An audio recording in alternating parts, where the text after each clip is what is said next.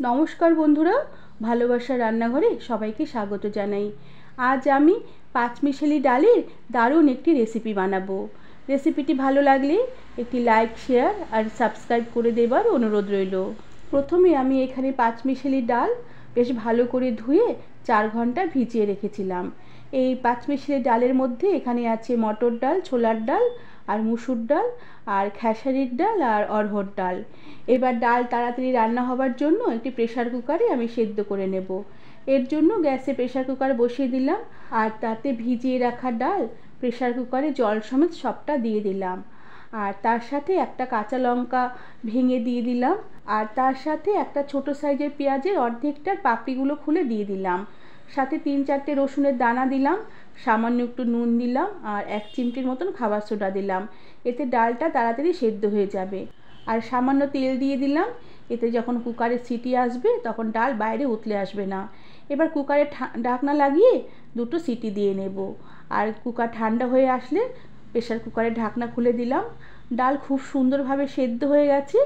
এবার আমি ডালে সম্বারা দেব। এর জন্য গ্যাসে একটি পরিষ্কার কড়া বসিয়ে দিলাম আর কড়াতে পরিমাণ মতো সাদা তেল দিয়ে দিলাম আর তার সাথে সামান্য একটু ঘি মিশিয়ে দিলাম।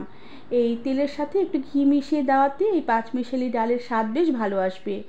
এবার তেল গরম হয়ে আসলে একটি তেজপাতা, শুকনো লঙ্কা, গোটা জিরে ফোড়ন দিলাম। সাথে থেতো করা এলাচ, দারচিনি আর গোলমরিচ ফোড়ন দিলাম। ফোড়ন হয়ে আসলে খানিকটা পেঁয়াজ কুচি তেলে দিয়ে দিলাম। এবার পেঁয়াজগুলোকে কিছুক্ষণ নেড়েচেড়ে নেব। পেঁয়াজ কিছুক্ষণ নেড়েচেড়ে নেবার পরে পেঁয়াজ হালকা নরম হয়ে আসলে আমি এবার থেতো করা রসুন দিয়ে দিলাম আর তার সাথে থেতো করা খানিকটা আদা দিয়ে দিলাম।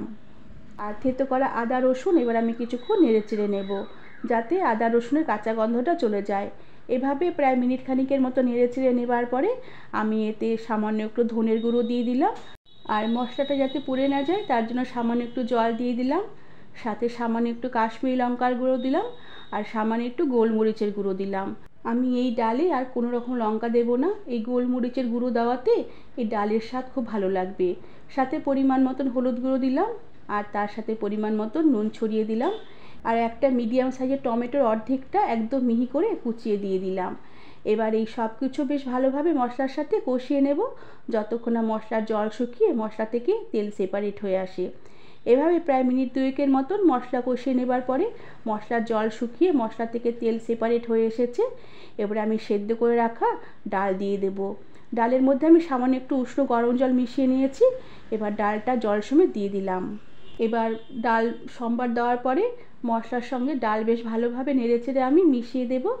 আর এভাবে মশলার সাথে ডাল বেশ ভালোভাবে নেড়েচেড়ে মিশিয়ে দেওয়ার পরে আমি মিনিট 2-3 মতন ডাল আমি ফুটতে দেব। আর এভাবে গ্যাসের আঁচ মিডিয়াম টু লোতে রেখে ডাল আমি মিনিট 2-3 মতন ফুটিয়ে নিয়েছি। এবার ডালে আমি স্বাদের ব্যালেন্সের জন্য সামান্য একটু চিনির ছিটে ছড়িয়ে দেব। তবে তোমরা যারা চিনি ডালে পছন্দ করো না তারা চিনি স্কিপ করতে পারো।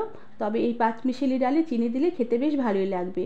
আর শেষে গ্যাস বন্ধ করে আমি উপর থেকে সামান্য একটু রোস্টেড কাসুরি মেথি গুঁড়ো করে দিয়ে দিলাম। আর সব শেষে উপর থেকে সামান্য একটু বাটার দিয়ে ঢাকা দিয়ে কিছুক্ষণ রেখে দিলাম। বন্ধুরা, এই পাঁচমিশালি ডালের রেসিপিটি তোমরা বাড়িতে একবার ট্রাই করে দেখতে পারো। রুটি, পরোটা বা ভাতের সাথে খেতে দারুণ লাগবে। আর রেসিপিটি তোমাদের ভালো লাগলে আমাকে একটি সাবস্ক্রাইব করে দেবার অনুরোধ রইল। আর আমার রেসিপিগুলো তোমাদের কেমন লাগছে আমাকে তোমরা কমেন্ট করে জানাবে। আজ তাহলে আসি, পরে আবার একটি নতুন রেসিপি নিয়ে দেখা হবে। ধন্যবাদ বন্ধুরা।